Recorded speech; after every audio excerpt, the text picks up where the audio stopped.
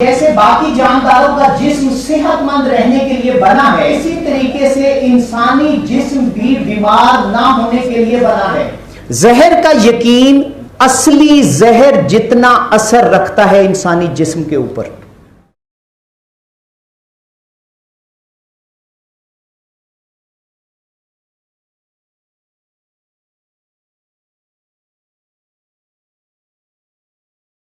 कि आपके ख्याल में दुनिया में कितने जानदार होंगे? नॉट ओनली जानदार, कितने? कोई आइडिया? Rough trillions. ओके, एक अंदाजे के मुताबिक सिर्फ 50 मिलियन तो स्पीशीज हैं इकसाम जानदारों की, और 20 अरब जानदार तकरीबन इस दुनिया में हैं। सवाल मेरा यह है कि कितने जानवरों को आप बीमार देखते हैं या उनके हॉस्पिटल्स देखते हैं? इतने जानदार जो दुनिया में मौजूद हैं वो बीमार नहीं होते, तो सिर्फ इंसान बीमार क्यों होते हैं? राइट, ओके, हम इस पे आते हैं, क्यों बीमार होते हैं? हालांकि वो अशरफुल मखलूकात है, तो उसकी हेल्थ, वेलनेस, वेलबीइंग ज्यादा एंश्योर्ड होनी चाहिए थी। कि जैसे बाकी जानदारों का जिस्म सेहतमंद रहने के लिए बना है, और अगर उसको कोई मेल फंक्शनिंग आ जाए तो वो ऑटो रेस्टोर कर लेता है, तो बैन इसी तरीके से इंसानी जिस्म भी बीमार ना होने के लिए बना है, और अगर इसमें भी कोई एलिमेंट आ जाए तो it can restore itself back to health. लेकिन हमें ऐसा दिखाई नहीं देता।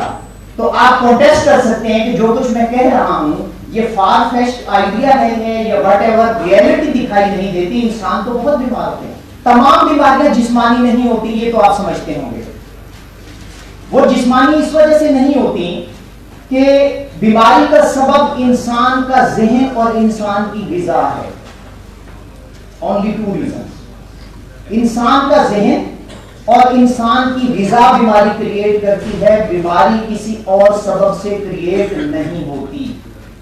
Whatsoever you have been told, मेरा हाइपोथेसिस ये है कि बीमारी के सिर्फ 2 असबाब हैं, एक इंसान की ग़िज़ा और दूसरा इंसान का ज़हन। तीसरा सबब बीमारी का कोई मौजूद नहीं है।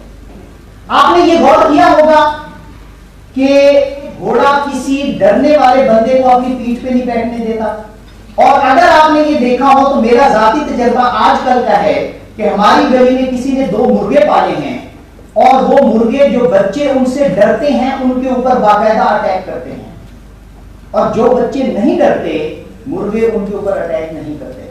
सवाल ये पैदा होता है कि घोड़े को कैसे पता लगता है कि ये बुज़दिल इंसान है, कुत्ते को कैसे पता लगता है कि ये इंसान डरा हुआ है, और मुर्गे को कैसे पता है कि ये बच्चा डर रहा है और ये वाला नहीं डर रहा?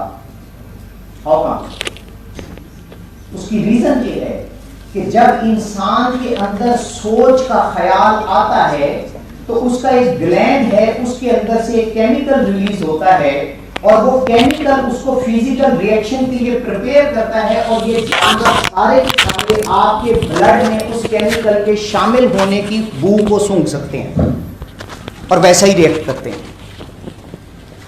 अब खतरा परसीव्ड है, रियलिटी आपने सिर्फ परसीव किया, वो रियल नहीं है, लेकिन आपके जिस्म का रिएक्शन फिजिकल है। ये ज़हन का रोल है आपके जिस्म को कंट्रोल करने में। सोच का असर हम देख चुके मुख्तसरन।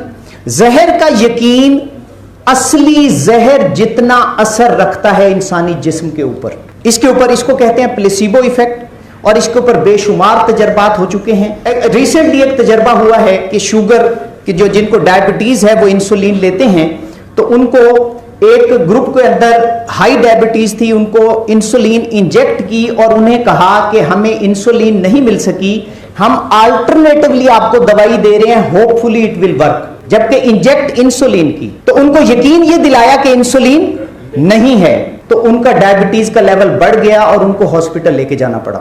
दूसरा उसी तरह का ग्रुप जिसको हाई डायबिटीज थी, उसको ये यकीन दिलाया गया कि आपको इंसुलिन लगा रहे हैं और बड़ी अच्छी क्वालिटी की इंसुलिन लगा रहे हैं, और उनको प्लेन पानी का इंजेक्शन लगाया, उनको कोई प्रॉब्लम नहीं हुआ। इसकी एक सादा सी मिसाल आपने लेनी हो तो आपने अगर खाना नहीं खाया हो تو 3 سے 4 گھنٹے کے بعد آپ کو سر درد اور مختلف کیفیات ہو سکتی ہیں. لیکن آپ تجربہ کر کے دیکھیے گا کل کہ صبح جب آپ اٹھیں یا رات کو ارادہ کر کے سوئیں کہ میں نے صبح روزہ رکھنا ہے, تو آپ کو 24 گھنٹے تک بھوک نہیں لگے گی. آپ نے صرف اپنے مائنڈ کو کمانڈ دیا, I am not going to eat, اور اس نے فزیکل ریئیکشن روک دیا. یہ مائنڈ کا اثر ہے.